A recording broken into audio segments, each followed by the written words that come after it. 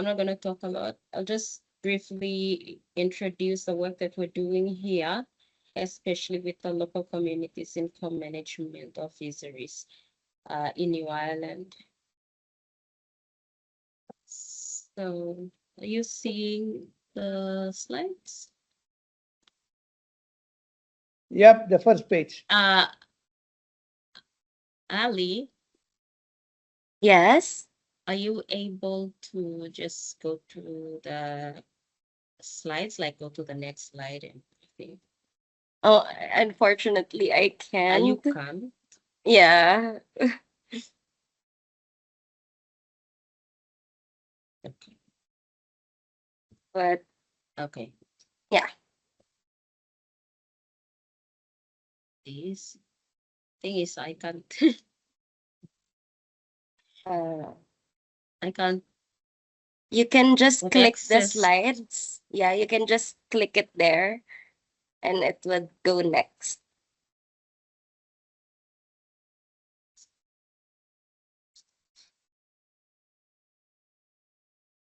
Arrow up, arrow down. Yeah, the Left. thing is I can't see the slides on my even on my machine.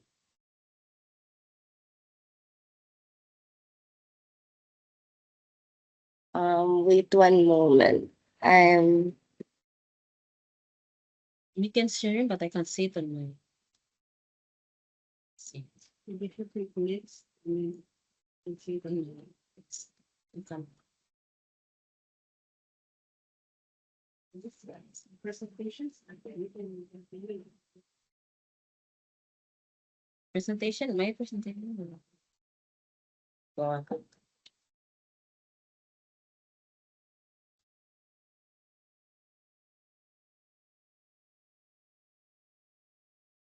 Hi, Tracy. Hi. If you can hear me, if we're going to be taking a while on this, I suggest we move on with Salome first, and then we Yes, can get back please. to you. I've sent your presentation to Ali, Please. so it might take a while for her to download. So, and then to present at the end. So we'll just move on with Salome. Hi, Salome, are you there?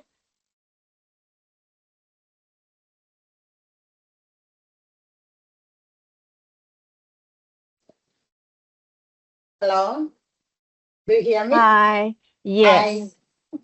Is it okay if we move on with you first and then we can get back to Tracy? Yes, that's all right.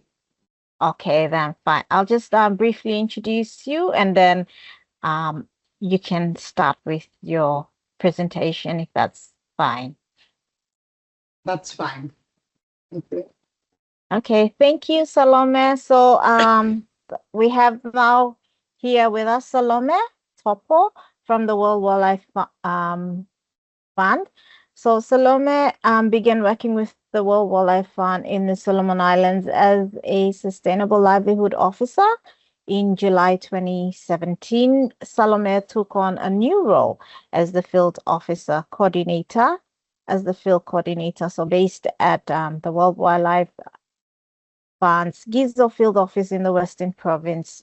So in this capacity, Salome manages staff and oversees the daily operations of the field office. And beyond coordination, Salome also leads the Financial Inclusion Program, which focuses on empowering women through microfinance schemes and financial literacy training. So Salome also contributes to the organization's financial management functions. While the role presents many challenges, she welcomes the opportunity to expand her leadership skills and continues to learn and grow through these experiences. So let's welcome Salome. Thank you, Salome. You can start with your presentation. Okay, thank you, Elaine. As already mentioned, my name is Salome Topo from WWF Solomon Islands, and today I'll share our stories, the champion of the coast, building a stronger network for fisheries stewardship. It's about the commitment The communities themselves are leading marine conservation through the community facilitators and rangers network. Next slide, please.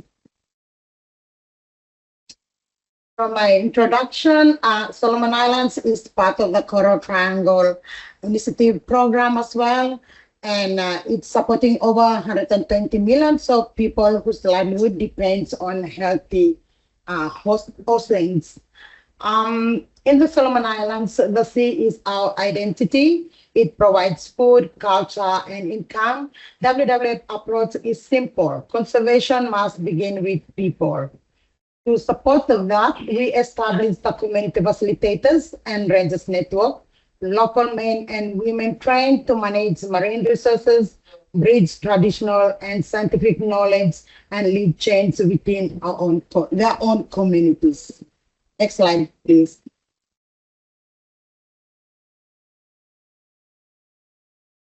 Our problem here, before the initiative, many communities face declining fish stocks, reef damage, and limited capacity to manage their fisheries. There was also disconnect between community knowledge and government system. We realized that building local leadership would close that gap, turning challenges into opportunities. Next slide, please. Our approach or intervention, or why we established, we understand that here in the Solomon Islands, for Solomon Islands, our main program is the community-based fisheries management. And we create community facilitators to support this work at a community level. Therefore, WWF's community-led approach is community facilitators and rangers network, a network of trained community, which they are representing the community leading local fisheries, management, conservation, connecting the communities with WWF, government, and also other partners and stakeholders within the countries. That is first approach. Second one, next slide, please.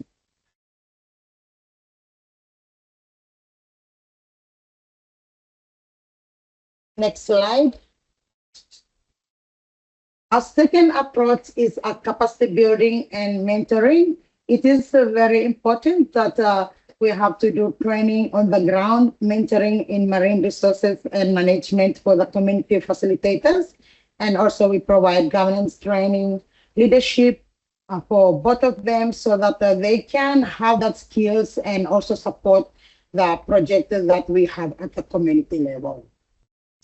As we see here in the pictures, we have the rangers and community facilitators. We had a monitoring staff going down to the community to train those community facilitators and rangers so that they can do recording of the corals, what is the status of the corals, the fish, counting of fish, mangroves, seagrass, sea grapes, and all this. We got our staff passing on skills to the community facilitators so that they have that skills when in the future they can do those monitoring themselves at the community level, and also they can collect their own data as well. Thank you. Next slide. And also the other approach that we did with the community facilitator is collaborative learning and exchange. There is a cross-learning visit, peer exchange, and forums at national, regional, and international level to strengthen community voices and share experiences. So for our program here in the Solomon Islands, if there's any opportunity within the countries or at the regional level or international level, we also select community rangers or community facilitators to attend those forums in terms of sharing their experience, sharing the knowledge, and also putting their voice there at the upper levels so that others can hear the stories, what are their achievements, what are their lessons learned, what are their challenges they face at the community, and also they share their recommendation. I just want to share one trip that we had one recent trip to New Zealand. There is an adaptation conference. So we selected 2 community facilitators to be part of the team, and they go and share the outcome of the pathways of the communities to the donors so that they are present all the time. And also we have other regional meetings and forums. In 2-3 months ago, we had 2 facilitators, community facilitators attended the meetings, and they share the knowledge as well. So the knowledge and the experience to the audience. So that is one way that we build their capacity, and also we give confidence to them so that they can share their own stories to others. Next slide, please. And also another approach we have is the pathway to formal education. At the moment, we have 4 community facilitators and rangers who are enrolled in the certificate in environmental studies at SINO to upskill themselves so that after they gain that knowledge, they can come back to the community and leading the project at the community level. And this support will also result into the long sustainability of the project, because we understand that for our lesson learned here, so many times when we work with the communities after the project is phasing out, what is next? Nothing is done, but unless we sell skills and also we give opportunity to the community, if we build their capacity, those skills and knowledge will be with the community, and they can continue beyond the project cycle. Next slide, please. Our challenge, there is a lot of challenge and lesson learned when we roll out this community facilitators model. The first challenge is that limited logistical and financial support to reach remote communities. So there is a lot of communities here are remote and long distance from the centers we live. So it is like need more support on financial support so that we can reach those remote communities.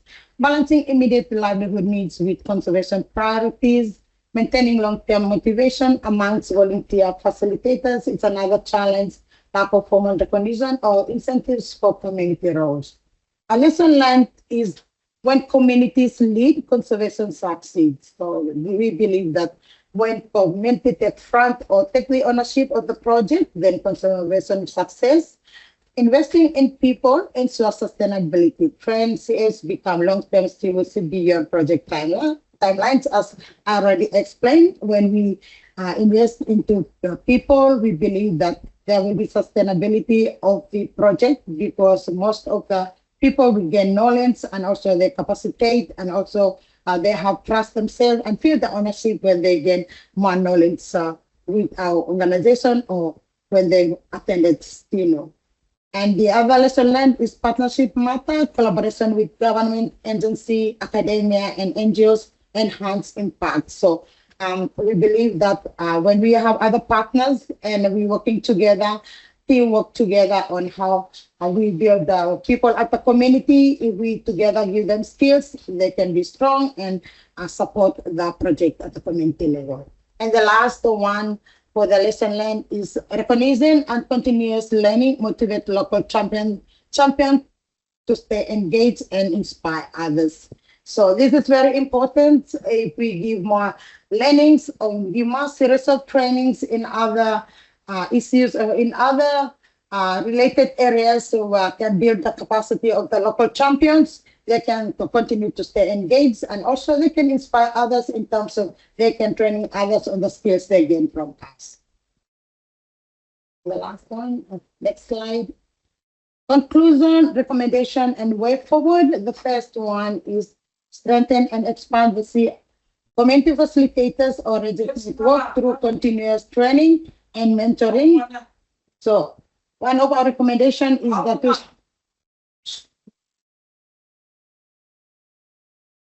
sorry, I have one stop there. Okay. One of our recommendations is strengthen and expand the community facilitators or registered network through continuous training and mentoring. We see that community facilitators models really works and effective at the communities. Therefore, if we can strengthen and expand those registered network to, and also give them training and mentoring, then they can be strong, and also we can replicate these community facilitators and registered network to other provinces and to other communities. And also this recommendation we also put forward already, we expand to other provinces like the Central Province and the Solomon Islands and Guadalcanal, and also the new communities we have there, they already have the community facilitators at the community level. Institutionalized recognition of community roles within national fisheries and conservation framework, support more community facilitators to access formal training at senior and other institutions, secure long-term funding and partnership to sustain community-led initiative, promote regional collaboration across the Coral Triangle for shared learning and innovation. The community facilitators and registered network demonstrate the power of community leadership in achieving sustainable fisheries and marine conservation. These champions of the coast are building resilience for ecosystem, livelihoods, and future generations. So for conclusion, I should say here for WWF, community facilitators and registered network are very effective at the ground level, at the community level, where they gain the knowledge and skills, and also they support the staff and also support the community on passing on all these knowledge and skills to them on how they can sustain the project or the fisheries management program that we call management at the community level. With all this, thank you all for listening.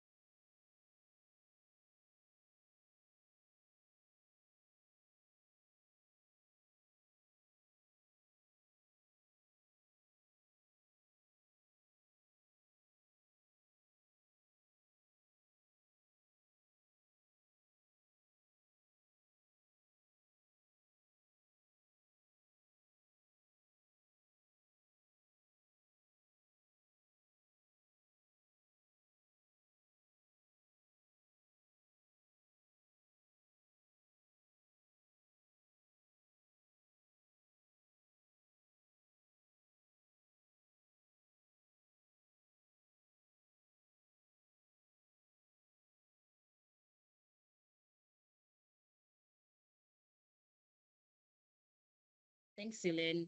Hi again, everyone. Um, so like I mentioned earlier, I'm not gonna talk a lot. I'll just play two videos to show this. But before that, I'll go through the background of the work that we do here in New Island Province, PNG, and then I can show, yeah, you the film.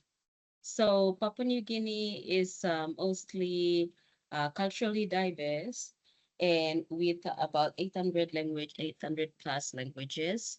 And most of coastal communities in the region rely on the marine resources for food and income, the livelihoods in general. So just some quick facts about PNG in terms of its biodiversity. Here we can see that PNG's got over 600 hard corals around 2,000 plus reef fishes species is found here in PNG. We got around 8 species of tuna, 6 marine turtles. Out of the 7 is found here in PNG. And we have 1 species of marine crocodile, 20 sea snake species, 23 marine mammals, including dugongs, found in PNG. And we've got quite a lot of mangrove species here, also second to Indonesia. PNG's got that. And so with Papua New Guinea, a lot of our ancestors have been managing their marine resources for thousands of years. But right now, we don't really know if this trend is still working or not. We can see by, just looking at the markets that people are not practicing the normal traditional trends for managing their resources sustainably at the moment. Okay, so that's a general overview of PNG. I'm just going to take us through to talking about New Ireland. So I have just inserted a map of New Ireland and where we work with. So this is the whole island of New Ireland province here. The island is around 9,000 plus square kilometer. That's the land area, and the sea area covers that much. So the sea area compared to the land area is very big, and it is culturally diverse and biologically diverse as well. Our estimated population currently is around 265,000 people, and mostly a lot of them live along the coastal area of New Ireland and in the small islands around the island of New Ireland province. So around 77% of the population rely on seafood for local consumption for their livelihood as well, especially the income that they take. With the work that WCS has been doing in the province, I have listed just a number of locally managed marine areas, and these traditionally initiated, meaning community initiated management areas that we have identified through partners and through the local community champions. And we currently have a record of 129 management areas. So I have, like on the map, you can see that we've color-coded the tags for when these management regimes were initiated by its community. Next, please.